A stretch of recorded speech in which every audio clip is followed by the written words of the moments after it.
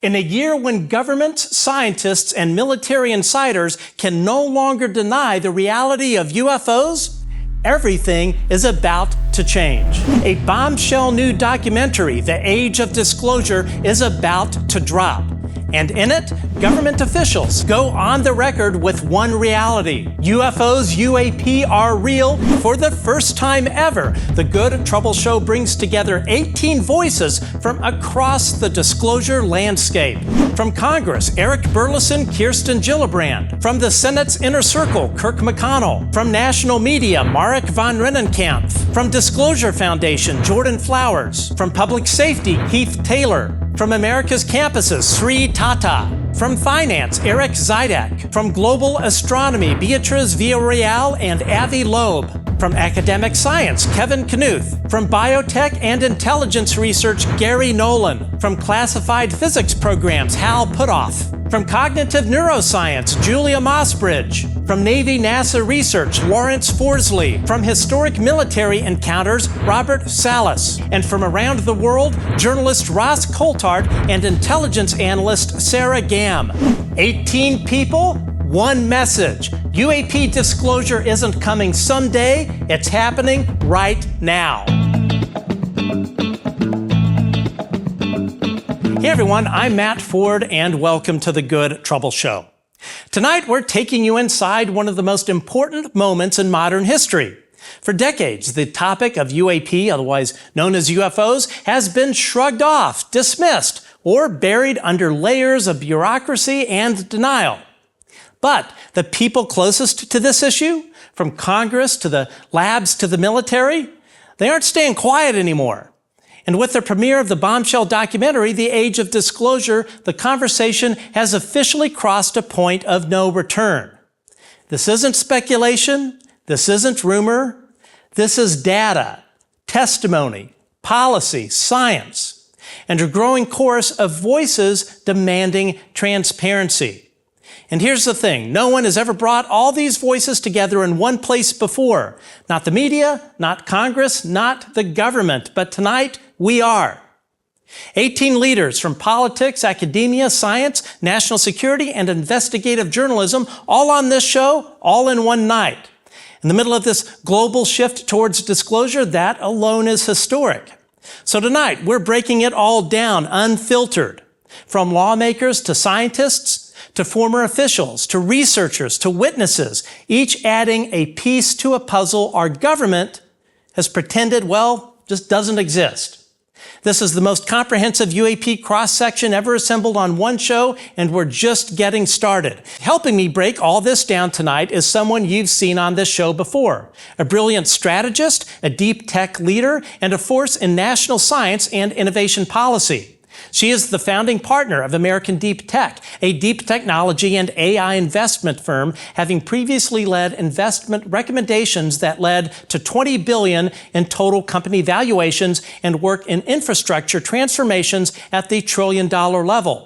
She previously co-chaired the U.S. National Research Agenda in Digital Assets with the White House Office of Science and Technology Policy and led the U.S. Space Economy and Commercialization Interagency working alongside NASA under the White House OSTP.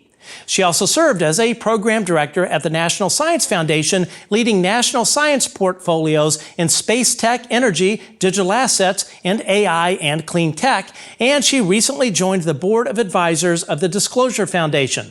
Please welcome my co-host for tonight's special, Dr. Anna Brady-Estevez. Anna, welcome to the show. How have you been? You're back, what is this, I think your third time back on the Good Trouble Show?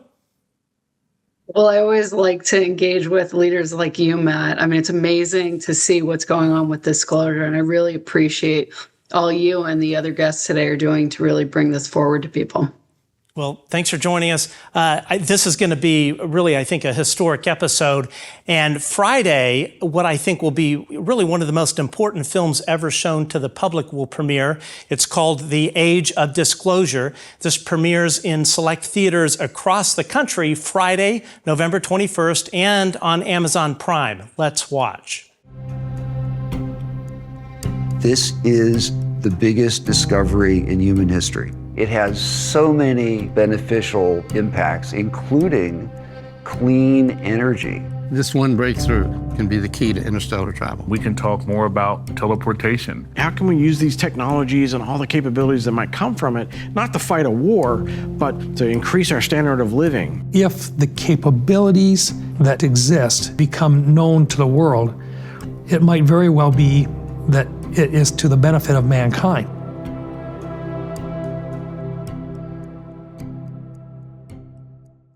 This is really going to be an amazing film. What do you think of the folks that are going on record on the age of disclosure? I think these are tremendous people. I mean, I know most of these people personally from my time in the government. So I've had that access to be in these rooms and to be able to talk to people both in the private sector and in the US government. And these are people who have served, and these are people that are taken very seriously. So I'm very interested in hearing what they have to say in the movie. We've also been privileged to more broadly and more publicly hear so many of these people have dedicated so much of their time, years of their life, really, to sharing information on this and working, in some cases in these programs, decades. So I'm looking forward to what they have to say. And also just acknowledge that I think one of the reasons this movie is so exciting and so important is that these people and others have catalyzed a much broader disclosure. And I think when we look at the movies that were taped 3 years ago, 4 years ago, now, and when we contrast that with the conversations today, I think you're seeing people are very relaxed. This has moved into that this is happening. This is acknowledged. There are so many people across the country that, if they just want to tune in and learn what's going on, they're in the know. I absolutely agree. And tell our viewers at home sort of how this special episode came together and what the response was like. Well, we just realized there were so many people who've been active in disclosure, and what we're going to hear from these leaders in the movie is very much anticipated, but also so much has happened in the last year. And so really we wanted to take a look at what has happened in disclosure. What do people across, different parts of society, what are they thinking? What are they sharing? So we had the opportunity to bring this out to a number of leaders in the UAP space and experts across fields. These are people, in many cases, with very different backgrounds. And everybody we reached out to, this was literally within a couple days ago. So everybody responded really quickly, which I think just speaks to the commitment that people have to sharing this information more broadly. I was really blown away by the response that we received, absolutely. And I think it just speaks to how important this subject is really becoming, and that it is a true national security issue of our time. So that being said, let's jump into this. So before we dive into sort of the science and the sightings, we're starting with the people who actually make the laws, the folks in Congress. These are the lawmakers who've been pushing the Pentagon, writing legislation, and dragging this issue out of the shadows, which we know that has needed to be done for quite a long time. And kicking us off is Congressman Eric Burlison. He is a sixth-generation Missourian, software guy turned lawmaker, and a member of the House Oversight Committee who's been pushing, really pushing with Representative Anna Paulina Luna, the government hard on UAP transparency. Here's what he has to say. This week marks an important milestone in the efforts to bring disclosure to the topic of UFOs and UAPs, because the Age of Disclosure documentary is coming out this week, and it will bring the vast majority of the American people into the awareness of something that many people who are enthusiasts have been paying attention to for the last few years, and that is that we've had repeated credible witnesses come forward. From the first hearing in 2023 with Ryan Graves, David Grush, and with David Fravor. That was an explosive hearing. It was followed up with a hearing with Lou Elizondo, Rear Admiral Gallaudet, and Michael Gold. And then just recently we had the hearing, we had Jeffrey Nusatelli, we had Chief Wiggins, as well as Dylan Borland come forward. All very credible witnesses to the effort and to the everything that they've experienced.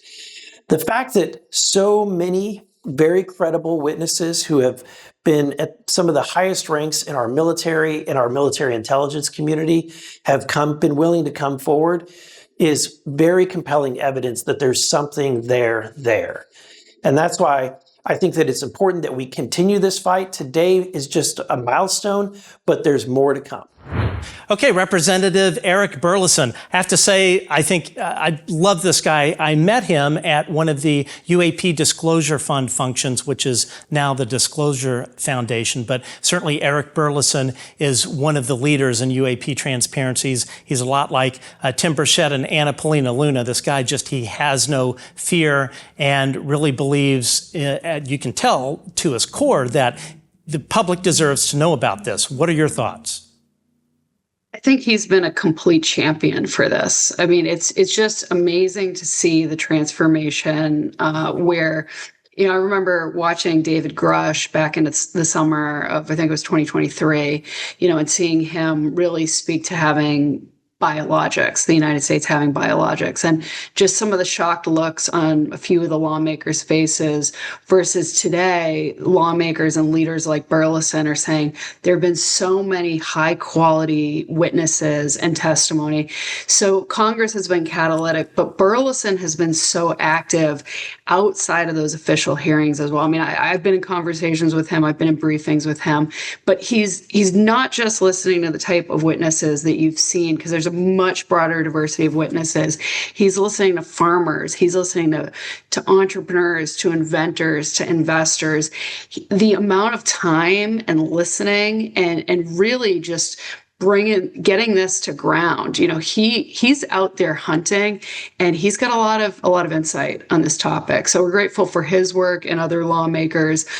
Certainly Burchett and Luna have been tireless, and they have great colleagues in the House of Representatives and in the Senate as well. Okay, next is Senator Kirsten Gillibrand. She came on the Good Trouble Show, one of the very first episodes I did.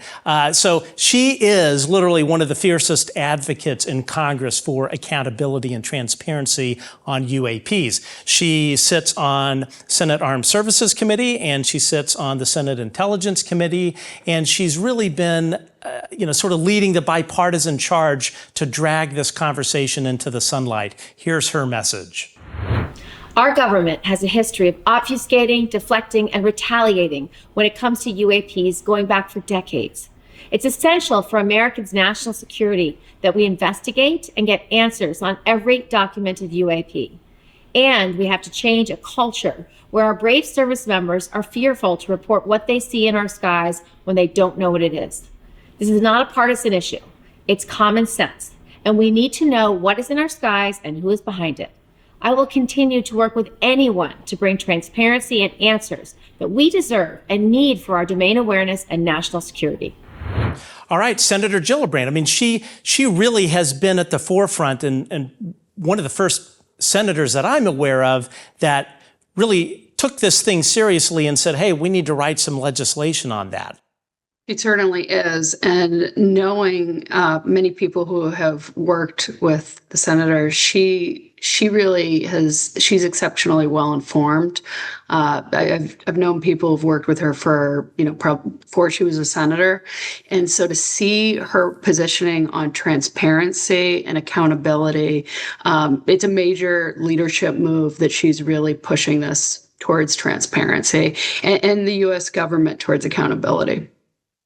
And I think one of the things that I really respect about Senator Gillibrand is you can tell she takes standing up for the men and women that wear the uniform, that sacrifice for this country. And, she has spoken about the retaliation that folks in the military and elsewhere that work for the government have received, folks that have come forward to try and speak up about the UAP issue, or just say flat out, hey, when we're on these Navy training flights, we're encountering these things.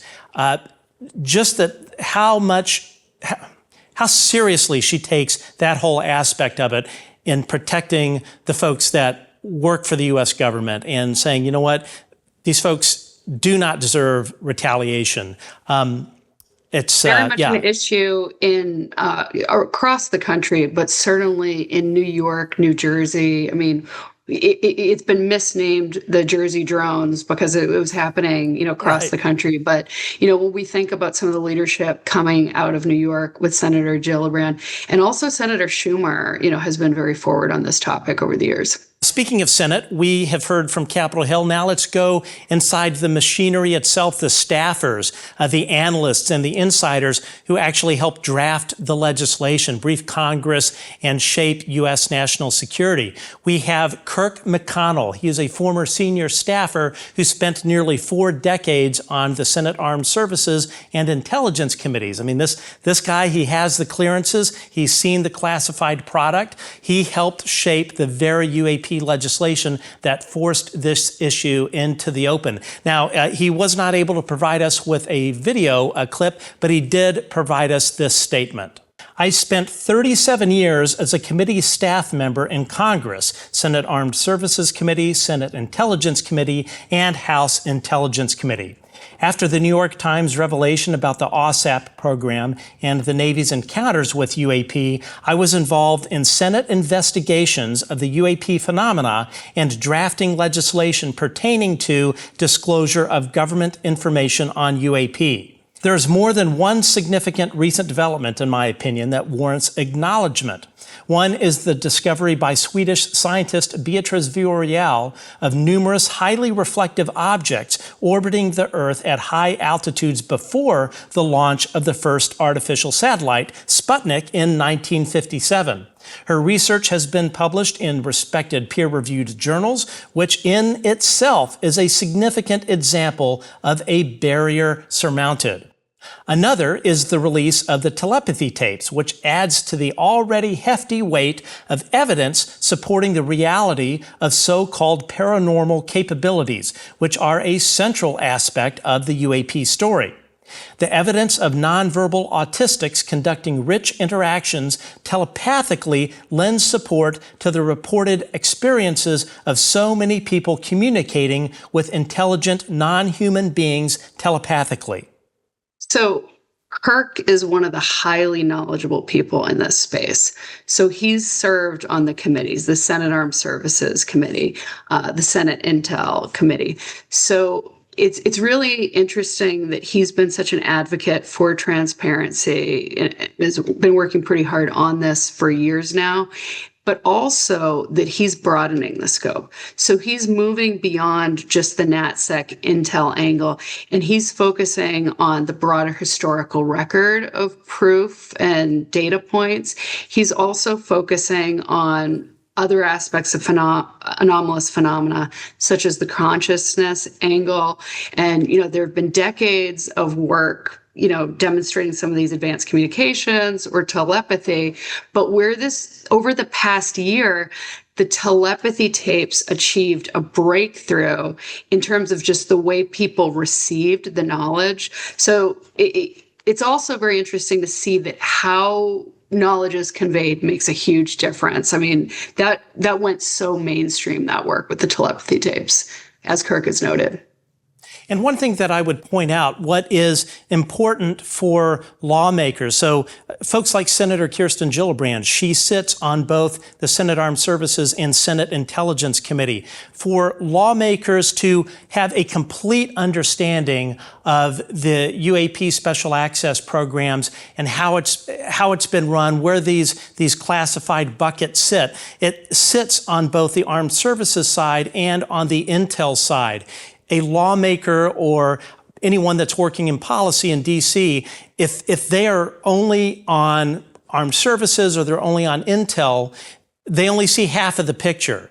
The whole picture for any lawmakers that are watching this, you need to be able to see both buckets. You need to be able to see the armed services side and the intelligence side. Then you can fully understand how the government has kept this hidden from our lawmakers. All right, up next is Marik von Rennenkampff. He is a former Obama administration official, national security analyst, and sharp political columnist whose reporting has pushed the UAP conversation into the mainstream. Here's what Marik had to say. Hey everyone, my name is Marik von Rennenkampff, and I cover the UAP topic as an opinion contributor for The Hill, and I also host the Soul Briefing, which is the Soul Foundation's monthly roundup of all things UAP. Matt, thanks so much for getting us all together. We made it. It's finally here. The worldwide premiere of The Age of Disclosure is finally here. Congratulations to Dan Farah and the cast and crew and everyone who made this remarkable, extraordinary, and certainly unprecedented film a reality. Congratulations. Of course, there are about 3,000,001 analytic rabbit holes we can go down and profound questions that we can ask ourselves after watching The Age of Disclosure.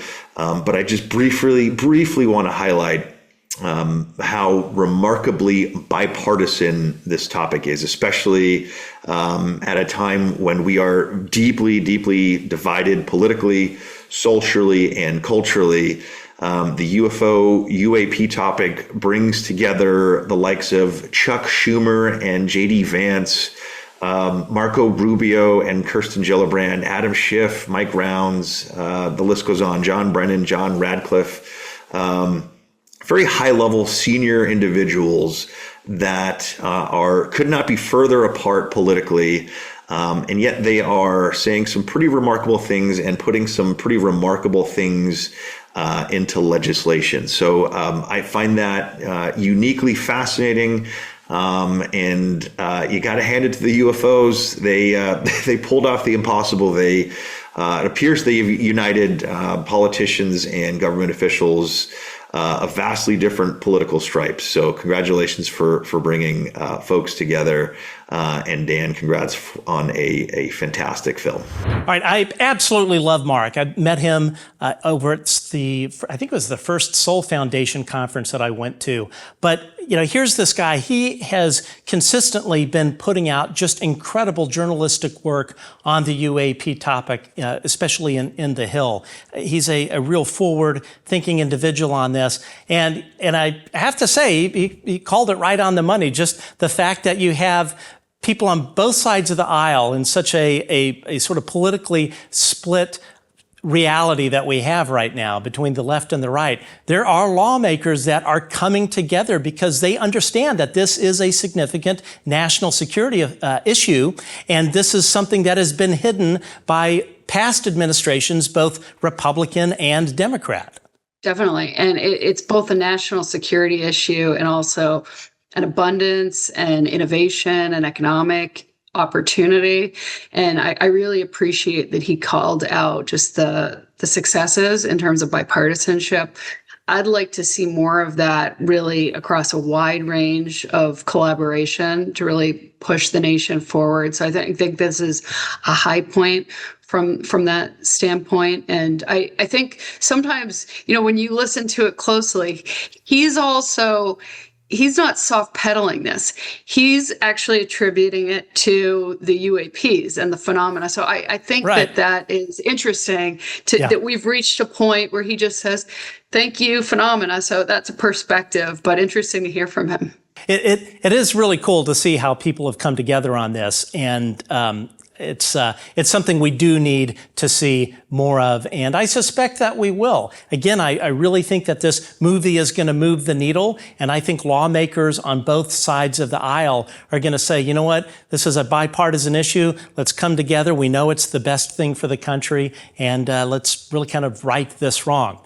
Okay, moving on. Next is Jordan Flowers. He is the executive director of the Disclosure Foundation, which is formerly the UAP Disclosure Fund, which I was the director of strategy at.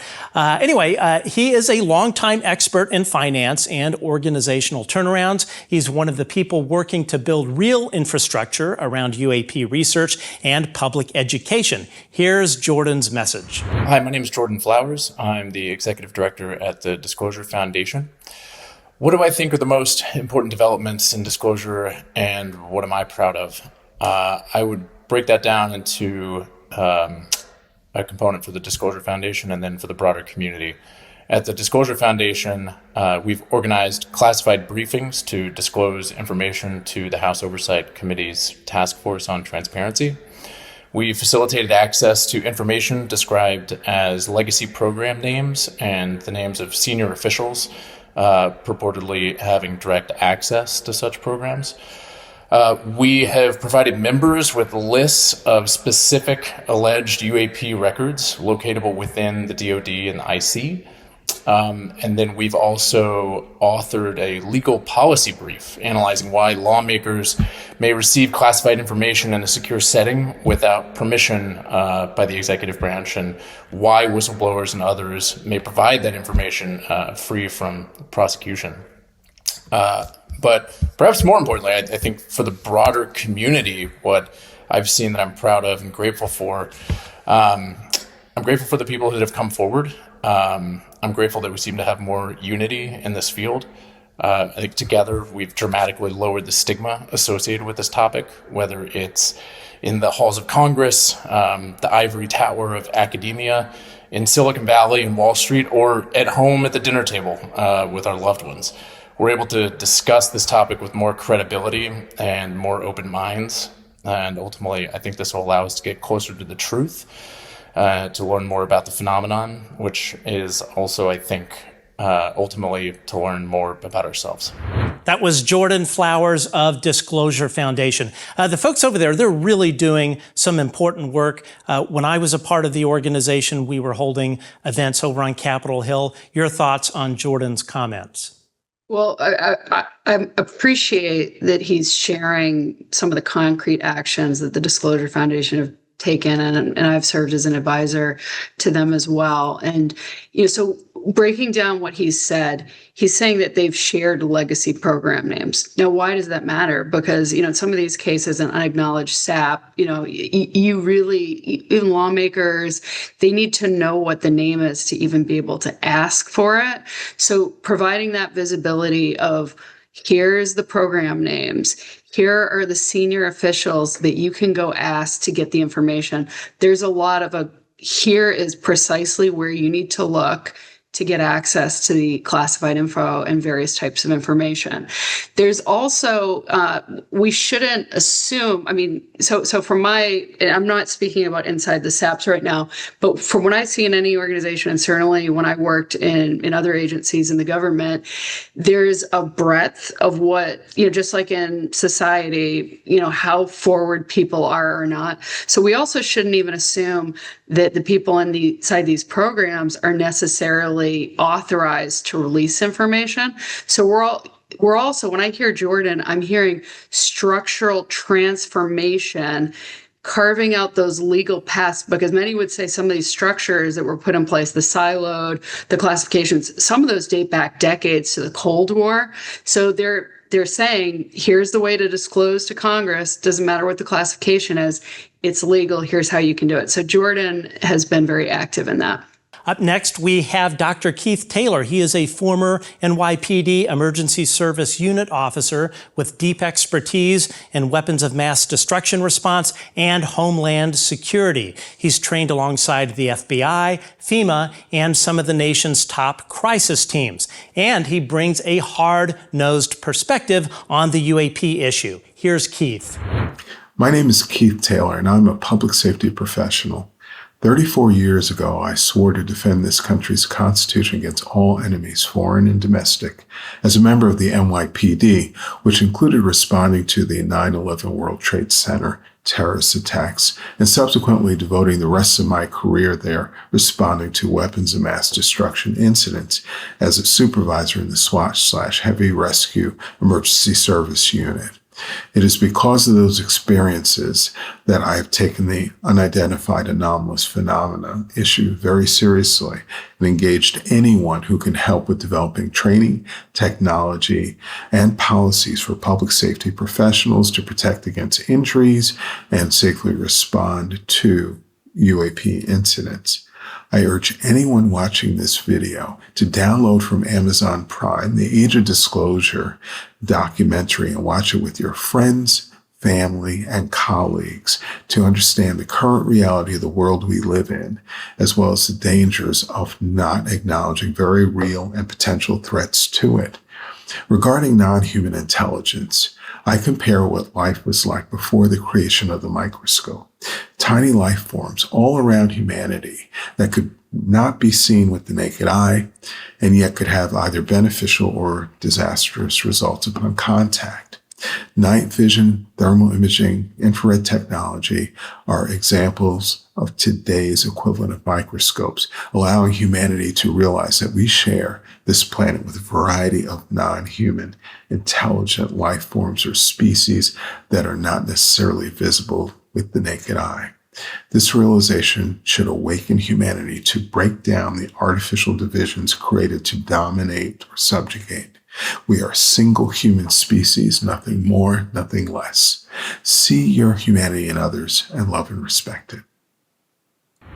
I think it's really helpful to hear him both as somebody who's defending the public safety, but also looking towards the normalization of he's sharing with us that he recognizes a wide variety of life forms and a diversity of life, is really seeing this as an opportunity for unity and bringing people together. So he's kind of merging two very important parts of the disclosure process. He's also a researcher. So he's somebody who's dedicating observational resources, I believe, with the Tedesco brothers as well. So he's really trying to work to understand what's out there.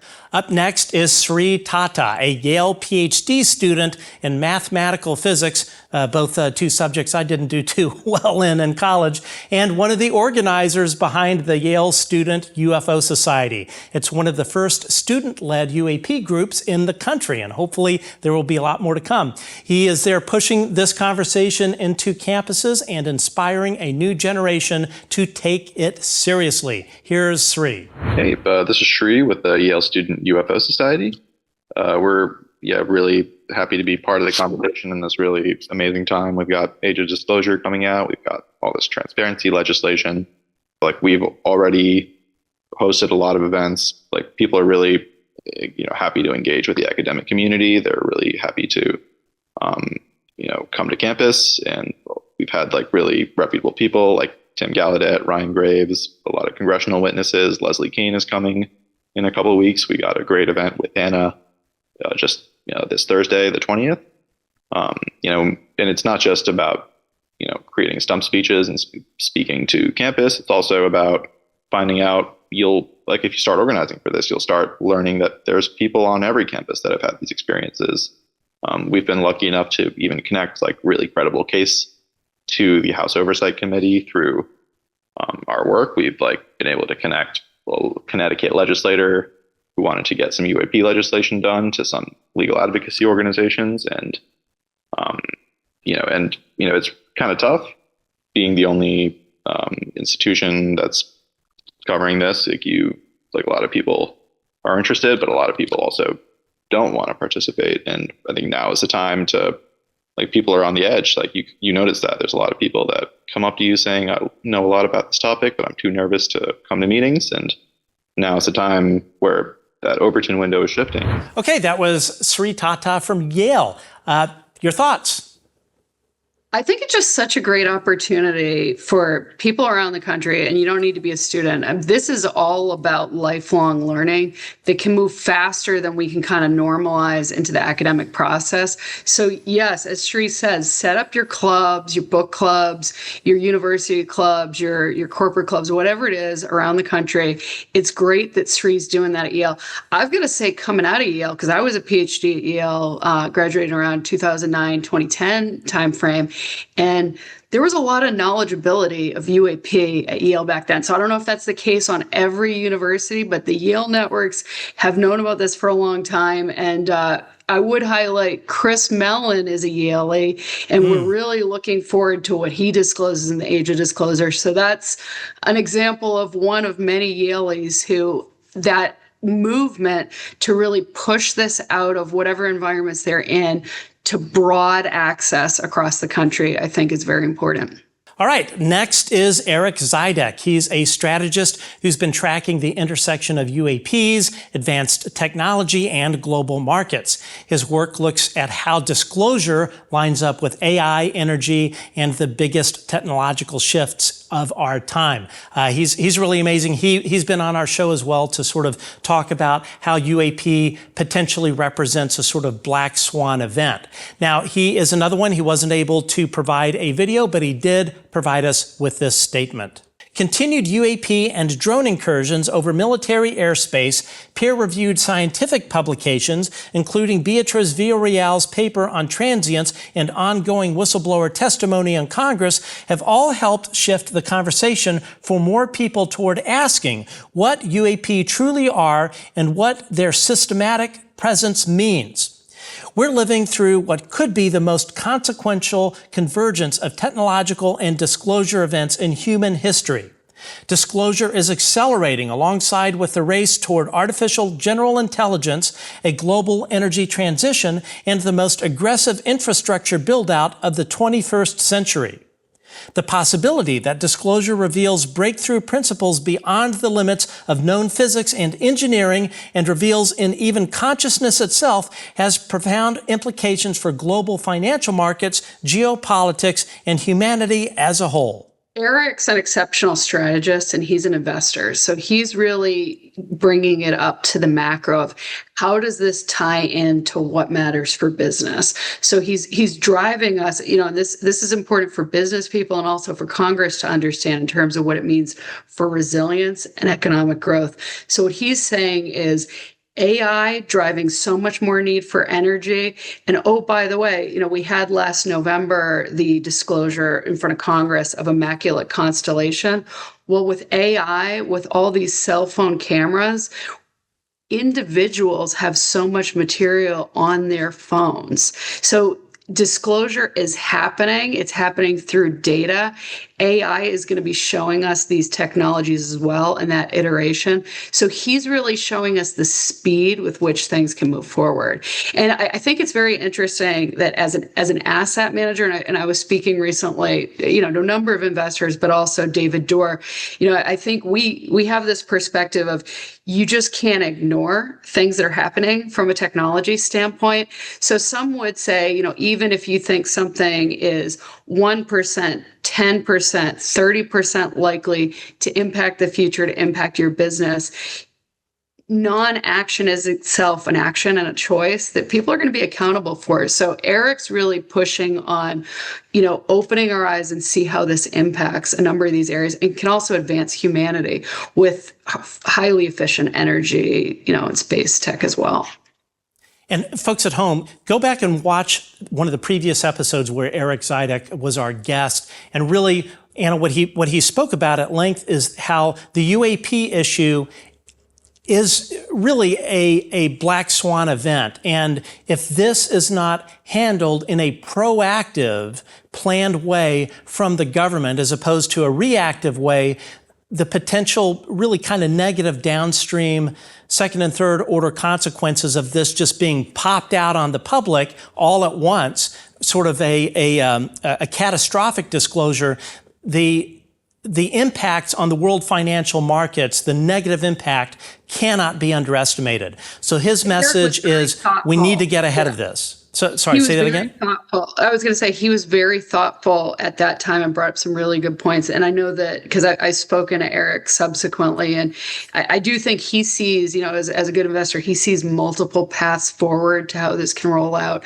So there's been a lot of good steps since, that taping last year in terms of, I would take the view that we're not moving towards catastrophic disclosure. There's been a lot of momentum. Let's move into science. The hard data, the peer-reviewed research, and the people pushing the frontier of what we actually know about anomalous phenomena, UAP, flying saucers, whatever you want to call them. So next up, we have Dr. Beatriz Villarroel, an award-winning Swedish astronomer whose research uncovered unexplained flashes in pre-Sputnik sky plates. This is just mind-blowing. You have to watch, or look at what she's written about this. She leads the Vasco project, hunts for potential alien probes in the solar system, and is one of the boldest scientists pushing this field forward with real data. Here's Beatriz.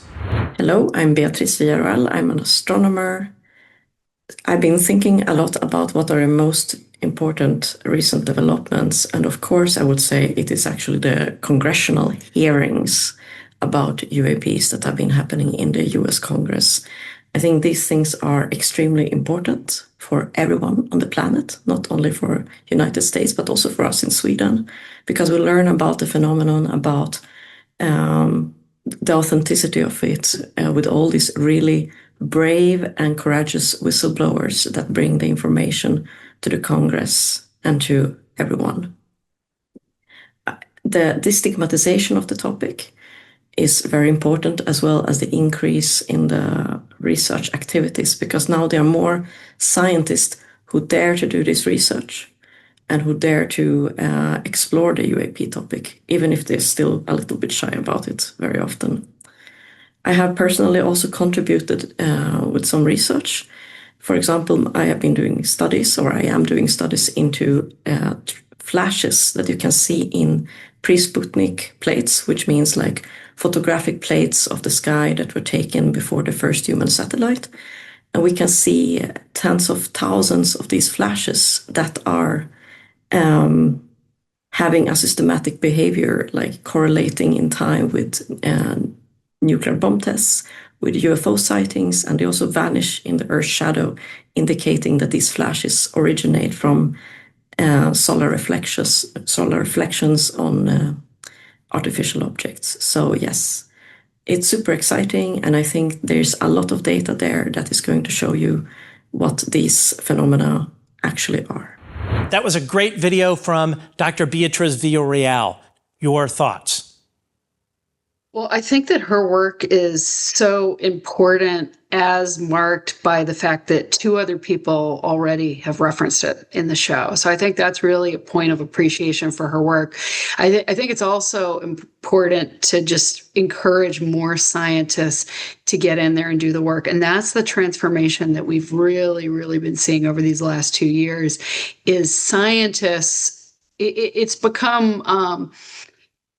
more reputationally challenging to not show openness to engaging, because it's almost an appearance of hubris for scientists to say they know something isn't something, because that's actually not something you can really prove. So it's been a tremendous transformation, really, in the sciences, I would say, over the last couple of years. And it was certainly something that the National Science Foundation was very open to. NASA, parts of DOE, NIH, Space Force, interagency, really across the board. There was a lot of openness, and certainly the private sector researchers and scientists. Up next is Dr. Kevin Knuth, a former NASA scientist and now a physics professor at SUNY Albany, where he leads research into exoplanets and UAP. He's published over 100 scientific papers and is one of the most credible voices calling for serious, transparent investigation on the UAP phenomenon. Here's Kevin.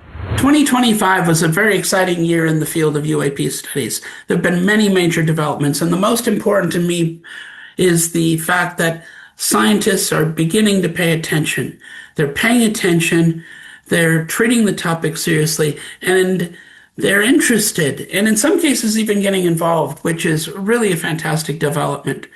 For us here at the University at Albany, we are pleased to be able to tell you that we have published 2 peer-reviewed academic papers on the topic of UAP this summer. Both were published in the highly respected aerospace journal, Progress in Aerospace Sciences.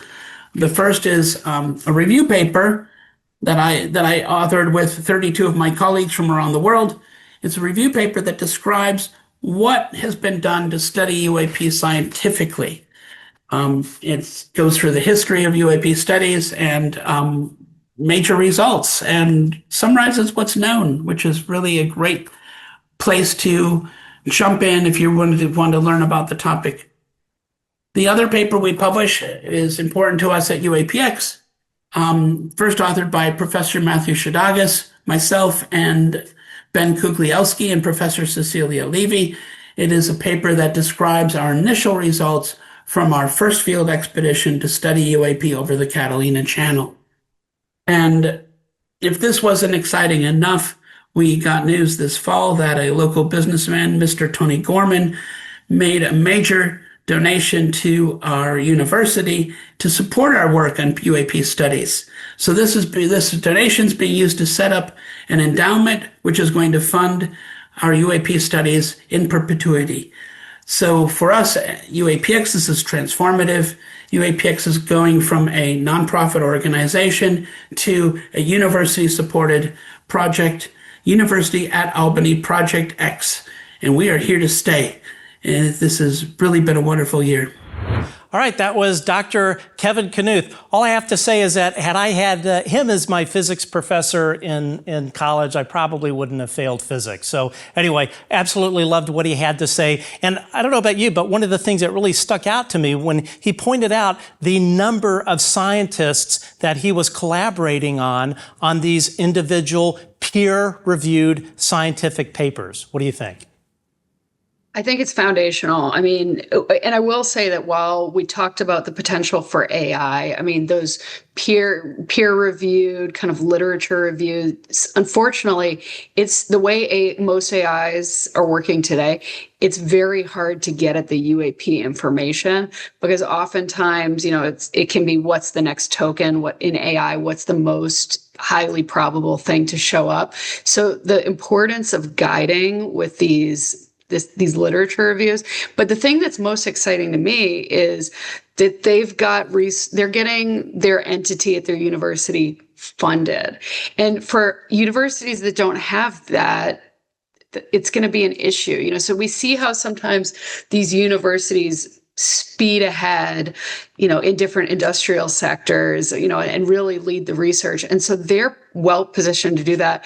And I would just encourage other universities to go down that path as well, because the reason scientists are pursuing this is it's believed that we're looking at the potential for extraordinary materials advances for materials that already exist and have been, taken out of these craft or these programs, highly advanced energy propulsion, space technologies, biotechnology impacts, quantum, AI.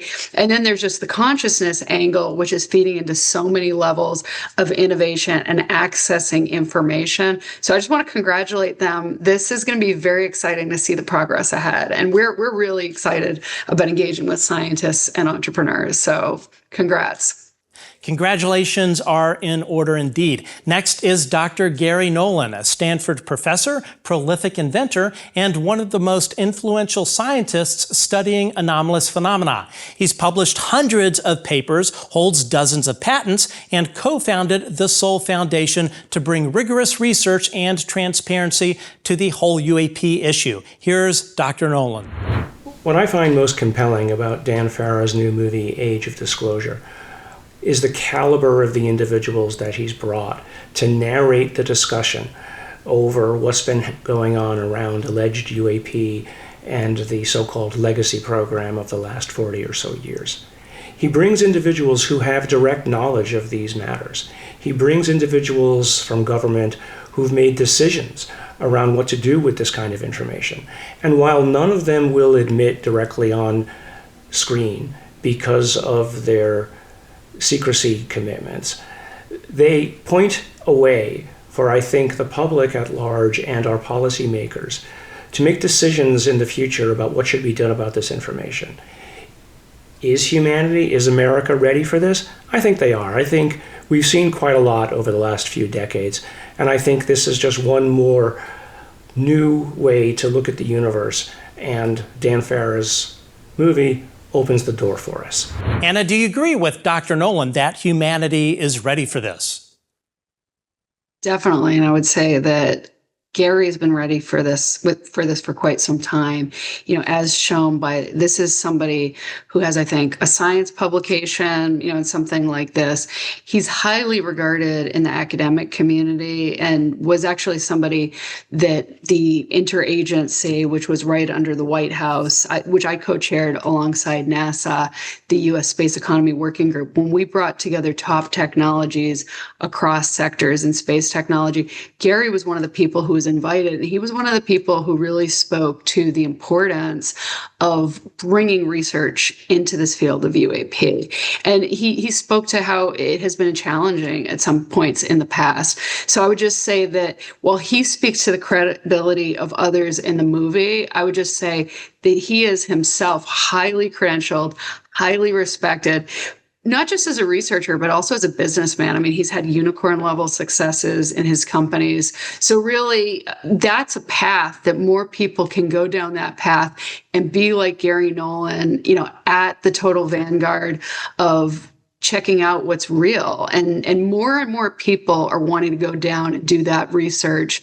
So there's tremendous levels of excitement in the scientific community. And we need the funding for it, honestly, because one thing is I want to do the work, but these researchers need the capital to get the R&D done. Up next is Dr. Hal Puthoff, a physicist with a Stanford pedigree who's spent decades working inside some of the most sensitive U.S. government programs on advanced technology and UAP. He's advised the CIA, DIA, and multiple Pentagon efforts, and today he's pushing for more openness and collaboration in this field. Here is a statement from Hal Puthoff.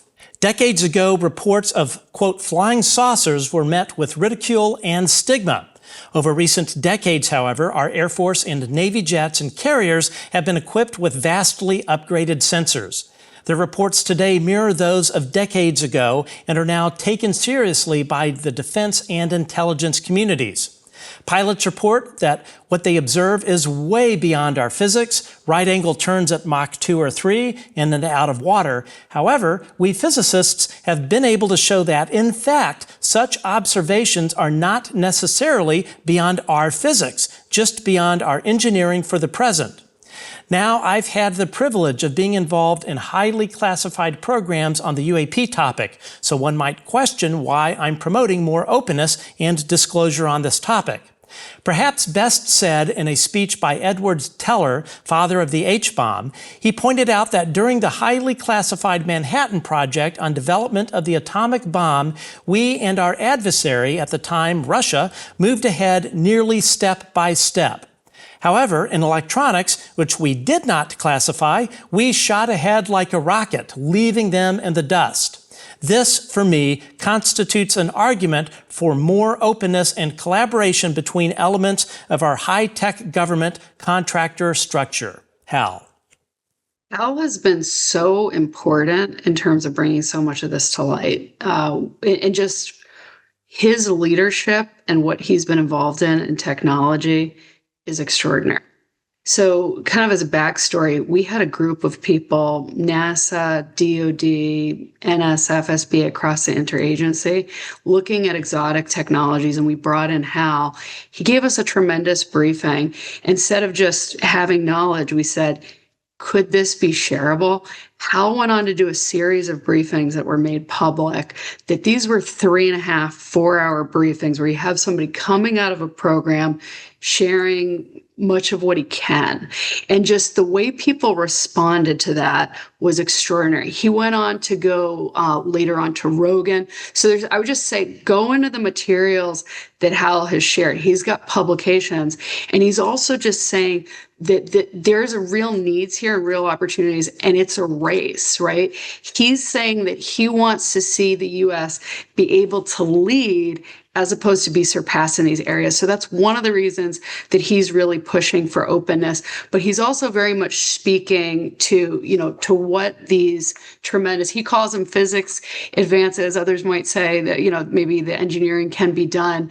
But I would say go into Hal's work, and we feel very fortunate to work with Hal. All right, up next is Dr. Julia Mossbridge, a cognitive neuroscientist who studies consciousness, precognition, and human potential. She's a senior distinguished fellow at the Center for the Future Mind and founder of the Institute for Love and Time, connecting sci research directly to the UAP conversation. Here's Dr. Mossbridge. My name is Dr. Julia Mossbridge. I am a cognitive neuroscientist and author of Have a Nice Disclosure. And why I think we are at the moment that we are at is because of decades of change and then sudden transformation. Decades of change, meaning people taking seriously other people's experiences, even if they didn't have those experiences themselves. Decades of change in recognizing that regardless of what administration is in charge of U.S. policy, secrets actually don't get kept very well. And decades of change that have to do with recognizing that the power of disclosure, of the truth actually coming out, is something that we can handle only if we have each other, only if we have compassion, connection, unconditional love, and support from each other. There's organizations all across this country and all across the world that have joined together to move towards disclosure, not in a political way, not in a blaming way, in a sort of truth and reconciliation way. I think that's where we're headed. I think we're starting to become more humble. As a scientist, I can say the scientists I know are starting to become more humble, and I'm grateful.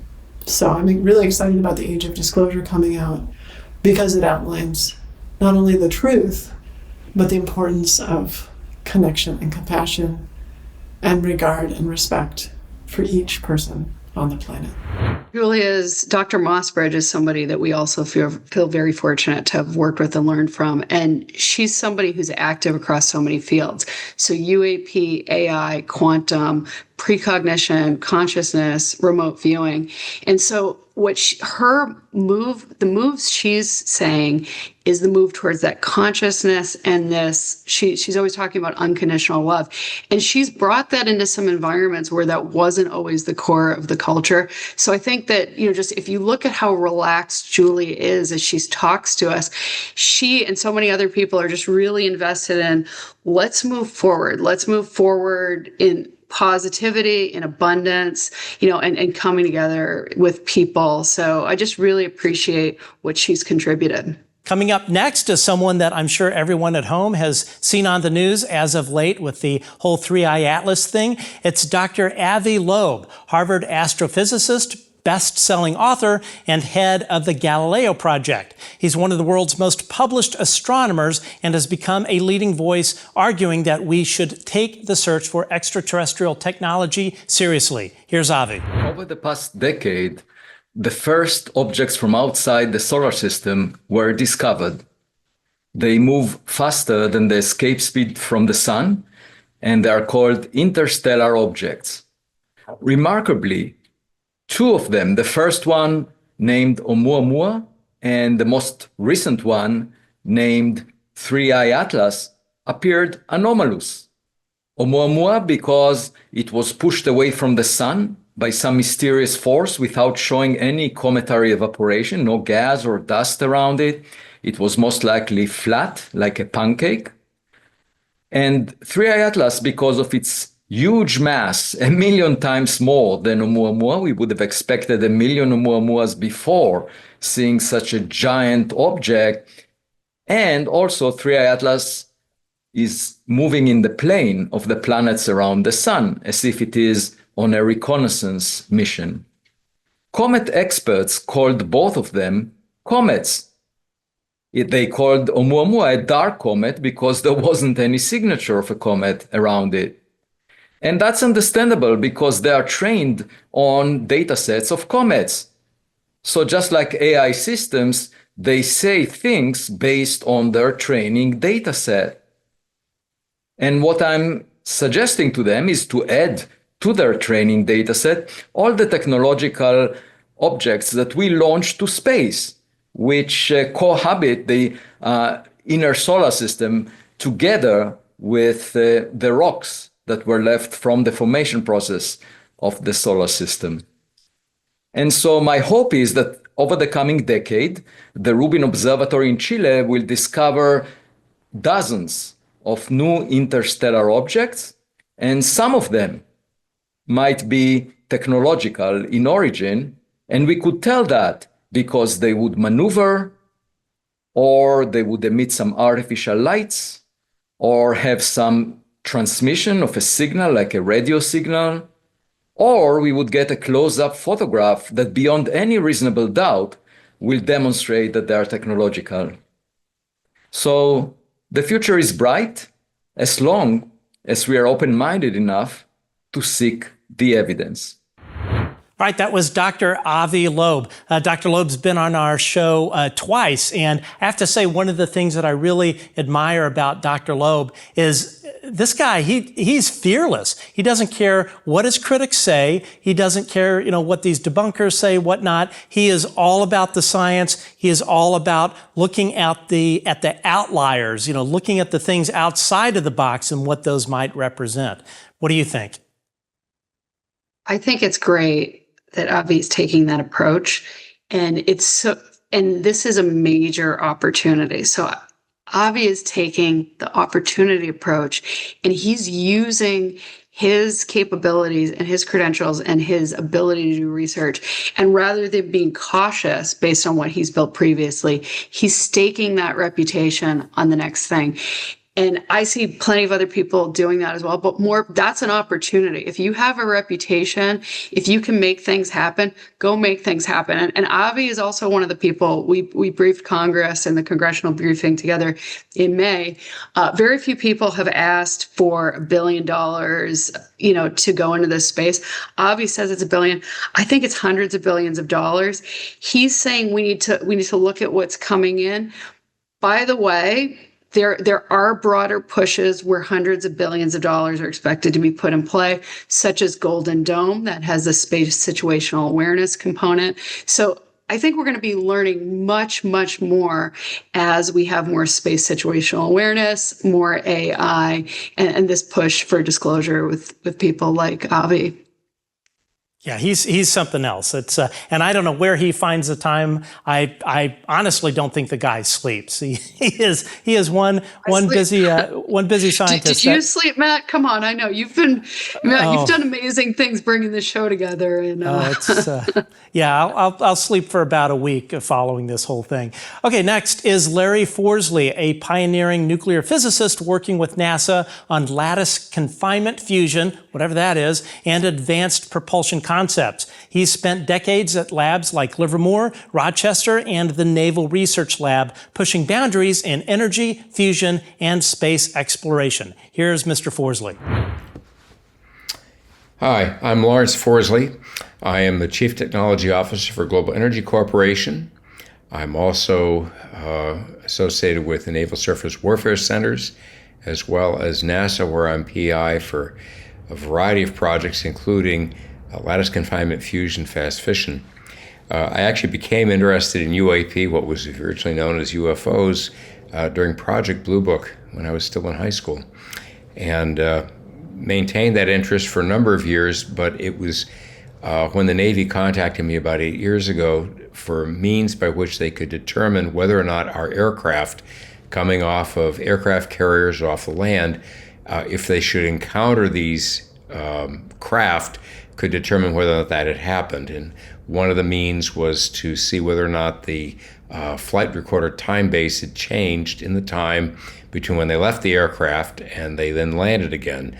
Presumably if there's some type of spatio-gravitic change, that this may show up as a change in the time base. The rest of the work that I've done is exploring technologies and my colleagues and getting to know a number of the people who have observed these both in space, in air, and on the ground. So I'm convinced of their existence. In truth, I refer to these as the out-of-towners, not because they are necessarily out of town, but they're really out of town. That covers the ground, whether they're Russians, Chinese, Iranians, or way off the surface. My interest in this is basically finding the technology, reverse engineering it, and if possible, licensing it from the out-of-towners. So I wish everyone well, and we'll see where this goes. Wow, the way out-of-towners. That was Lawrence Forsley. I'm pretty blown away by that whole thing, to be honest. Wow. Well, Larry actually played a core role in really catalyzing, the scientific engagement. So he was one of the people that brought together that group of folks across the interagency, and also we brought in entrepreneurs, and so he was also on those NASA Ecosystemic Futures podcasts that we did together, and he was on almost every one. So he's talked a little bit, in the past, but I think this is new disclosure in terms of the details, because I've been in all those conversations. He kind of says, I got pulled in, I was in these, classified briefings, but here he's being specific, where he's saying that he was being asked to determine with the sensing, and is there a time effect? So this to me feels like new information. As somebody who knows Larry and works with him very closely, I feel like this is new. And he is also, it's kind of interesting that, for some people, they're disturbed by the fact that there might be reverse engineering. I would be disturbed if there's not reverse engineering. I mean, for engineers, this idea, it's like you go to a restaurant, there's this really great meal, you're a chef, and you don't try to make it. Every engineer and every scientist, if you get an idea or if you see something cool, people break apart motors as kids. So Larry is saying, I want to reverse engineer this stuff, license me the tech. He thinks it's off planet, the off planet, we want it, the on planet, if it's adversaries, if it's US tech, bring us the tech, bring us the business. That's honestly how I feel about it, is let's build this, let's see what can come out of these programs. And it's entrepreneurs and engineers and scientists should be extremely excited about this. And you should be banging on these doors saying, we want to build this. We want to see what you've built. We're excited to learn about what, these really smart people haven't been able to share. And if you have, think about if you're an inventor, you're a scientist and you've built things and you can't publish it, you can't share it, you can't have that interaction. So Larry's saying, give us the technology, and also, we'll engage. We're excited about engaging with the out of towners. So but I appreciated that he gave new information that I have not heard him say. I have not heard that either, and you heard it for the first time here on the Good Trouble Show. So we always want a little disclosure. We wanted new disclosures in this. Yeah. There you go. We got a little. There's a few other new. There's another new disclosure coming too. All right, and now we're stepping into one of the most serious chapters of the UAP story: the long documented history of UAPs interfering with nuclear weapons systems. Up next is Robert Salas, former U.S. Air Force captain and missile launch officer who witnessed one of the most famous UAP-related nuclear shutdown incidents in U.S. history. Here's Captain Salas. Between September of 1966 and March of 1967, that included my incident, which I've discussed many times, there were 40 nuclear missiles operational that were disabled by UFO encounters. Now, this is of many, many incidents involving UFOs and nuclear weapons. I've identified about 13 in my latest book, but there have been many more than that that have not been brought forth with enough emphasis. However, they could be brought forth with the right intent and emphasis. These witnesses would come forward. There have been a multitude of such incidents. In each of these incidents, there was no damage done to equipment, missile equipment, or the warheads. And there were no injuries as a result of these incidents. So the conclusion I have made from my research is that our non-human intelligence visitors, NHI, are trying to send us a message. And what is that message? I think their message is we humans ought to make an effort to abolish all nuclear weapons. That was Captain Robert Salas. And one thing that I've said continually on this show, time and time again, is that I think the fact that UAP, UFOs have been tampering with our strategic nuclear deterrent going back literally decades, and it continues to happen. We've had interference with the Minuteman III, land-based ICBM. We are seeing it with the Trident ICBM on our sea-launch ballistic missiles, on our Ohio-class submarines. This is something that has gone on for literally decades. These systems being disabled. There are instances of the warheads being retargeted. This has been going on. This continues to go on. And in my opinion, this is really kind of one of the key reasons for the cover-up. The United States government does not want Congress asking questions about this. The fact that really one of the crown jewels of our nation's defense is being degraded or tampered with. It upsets nuclear stability when you have degraded force readiness. And the fact is that there's nothing that the U.S. Air Force can do about it. It is something that really there should have been a Senate hearing on this yesterday. What are your thoughts? Well, I think this really does cut to something that everybody would agree we have to pay attention to. So while there are other things where you might say, well, do you care if there is a 30% or a 10% or an 80% or 1% chance? On the nuclear side, people certainly agree, we need to focus on this.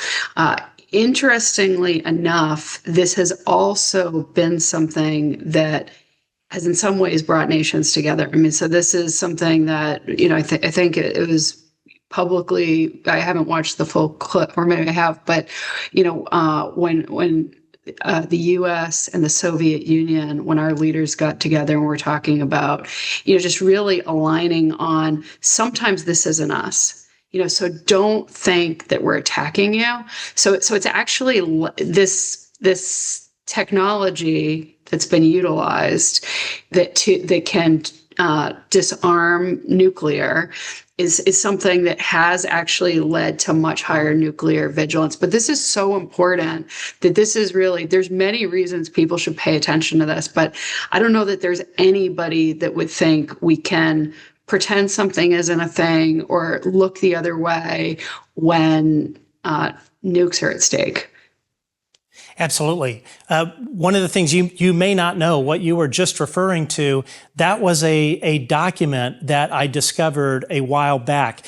The U.S.-Russian nuclear hotline is called MOLINK, Moscow Link. And this is a number of really I think it was right before David Grush testified. But I was doing some research work on Google, and I came across what was the operating agreement on this hotline, how it operated, and essentially what happened was there was an agreement that you referenced between U.S. and Russia. It was called the Accidental War Agreement, and in this agreement they lay out, in this operating document that I found, they laid out a series of coded messages. So one was a code word and one was a number. So the first one, the code word was atom, ATOM, and then there was a number associated with it. And these were pre-agreed upon that came out of this treaty with Russia, a pre-agreed upon list of coded messages that would rapidly get the message across to the other side. Two of those messages appeared to be related to UAP. One essentially said, we've detected unknown objects that could be mistaken for nuclear missiles. Those are not from us. We're not initiating a nuclear attack.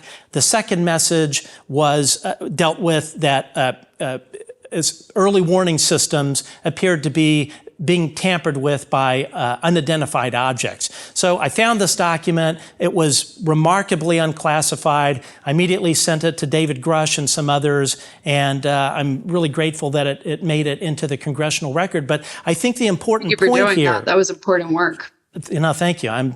Couldn't believe I came across this thing. And I think everyone else was really kind of flattered that this thing was even out there.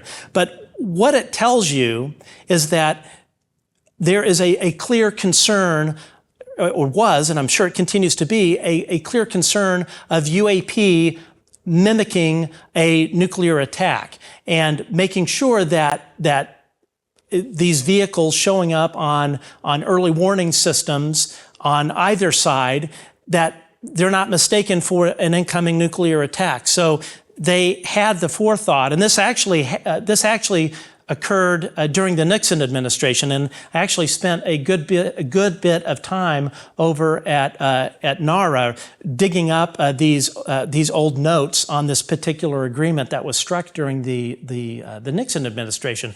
But I mean, if that's not proof enough that this is a serious national security issue, so serious that two countries lay out two pre-designated messages as part of their hotline that appear to be related to UAP. I mean, I don't know what else screams national security issue more than this.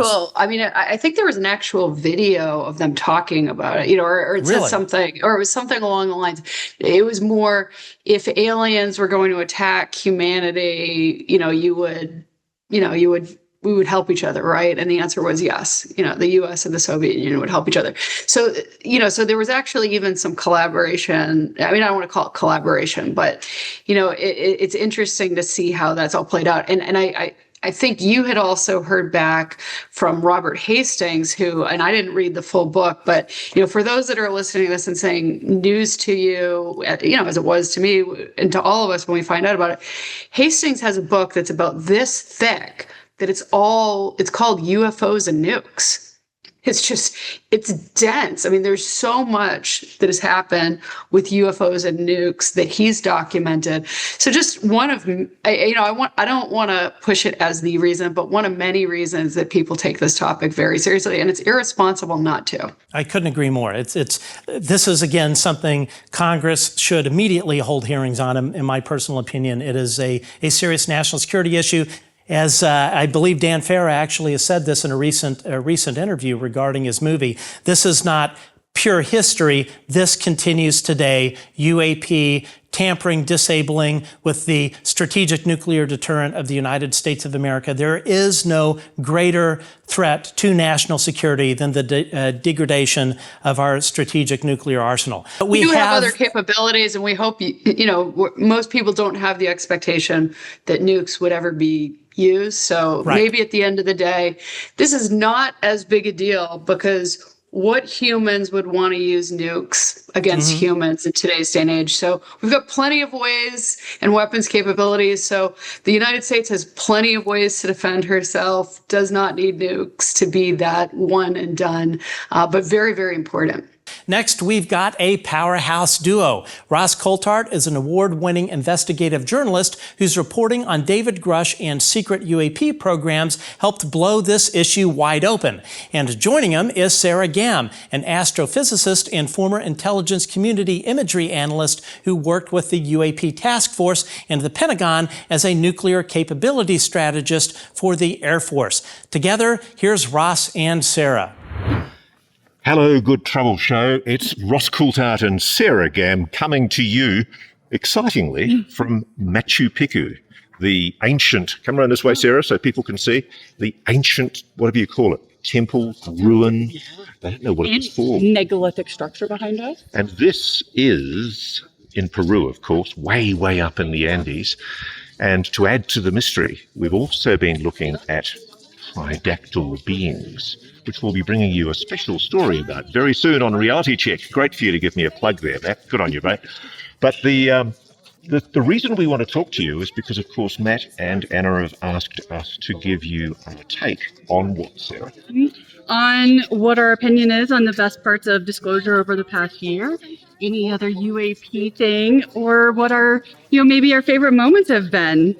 What's yours? I would say by far the advancement of the spiritual world. So a year ago, Ross interviewed me and I talked about a blue being that was in my bedroom. And you were very brave, by the way. Thank you. I was very terrified. But did you feel positive afterwards? I did. There were so many amazing stories that people shared with me of their experiences, and some people that they've never told their whole lives. So how incredible is that? We know from how many people are coming forward now sharing their experiences that we're way past are we alone, because now we need to know who are they. We do need to know who they were and how many there were. I mean, there's a real possibility, and it's funny, it's Brian Foster, the guy who's leading us around this part of Machu Picchu. He just said quite openly to me that he thinks it's quite entirely plausible that this was built by a non-human civilization. Yeah, he did. Well, what was your favorite part this year? My favourite part, and it may sound like I'm a trumper, it's not a statement of political support. It's the fact of the significance of the election of Donald Trump for a second administration in light of his commitment to UAP transparency. Yeah. I think we've now Big got, moment. for the first time in 80 years, we have a serious possibility. Don't fall over that one. No, there's a rope Just so you know, we are currently perched, because there are thousands of people coming in here. We're perched on the edge of a 1,000-foot drop. I'll show you. This is Sarah trying to avoid falling into this valley here, and we're literally on the edge of a cliff. So forgive us if we are being a little nervous. I'll just bring it back again, Sarah. So yeah, I'm actually very interested to know what's going to happen next in the Trump administration. Oh my gosh, yeah, of course. Because So exciting. we have an opportunity for the first time in 80 years for a United States president to do what Donald Trump has pledged to do, which is to take on the deep state. Yeah. And we know there's a deep state. And he's already been doing that. Yeah. So we're in a position now where you've got Tulsi Gabbard as DNI, the Director of National Intelligence. You've got Kash Patel at the FBI, and we know there is an FBI investigation ongoing. You've got, what's his name at the CIA? Who's at the CIA? Help me here. No, words aren't good right now. Altitude. Oh. Sorry. We're going to blame it on low O2. Well, I wanted to say another favorite part of mine too is the international outreach that's happening right now. It's not just the US and it's not just Australia. And, you know, it's been incredible being a part of so many international things and documentaries. So at Seoul, I know the UK and Italy were filming documentaries at the conference, the Seoul conference in Italy at Lake Maggiore. Actually, that's the other issue too, is that mainstream media, not just Ross Coulthart at News Nation, mainstream media is now starting to engage. I think they're slowly waking up from their stupor. And it's becoming, I think, not fashionable, but it's certainly becoming acceptable to cover the issue of UAPs. You're worried about being left behind by the tour. I totally am. I still see us. I still see our people. Yeah, we're still here. But we need to go and have a look at the Temple of the Three Windows in a few seconds. But before we do go, I think I just want to conclude what I was saying about Trump. Trump has a mandate from the American people to do the right thing on UAPs. He can take on the deep state, the people who have, in breach of the Constitution, failed to properly oversight Congress about what has been going on in a legacy UAP retrieval and reverse engineering program. And so we're now in a unique position to be able to get something done about that. So exciting. So that's my take for 2025. I think that's been an amazing summary. So as little progress as people think that we've had on disclosure, it's been monumental. So when you think back a year ago, spirituality wasn't really a thing, and now it is, and more people are believing, more people are looking up, and more people are sharing their experiences. Yeah, actually, you're right. Actually, that's the other issue too. There's a growing recognition that it's not just about little green aliens from Zeta Reticuli. It's about human consciousness. It's about who we are. Connection. Connection. It's the idea that those two eternal mysteries are connected. Who are we? Where do we come from? Why are we here? And are we alone? We're not alone. No, we're not alone. In fact, Sarah, UFOs are real. See you later, Matt and Anna. Thank you so much. Goodbye from Machu Picchu. Okay, that was Ross Coulthart and Sarah Gamm. I don't know about you, Anna, but I think they have us both beat as far as being in a really beautiful area. I'm in a studio, and I don't think this place is. Yeah, I think we would both. Regis. This is pretty nice. Yeah, they're in Machu Picchu. Is that right? Yes. Anyway.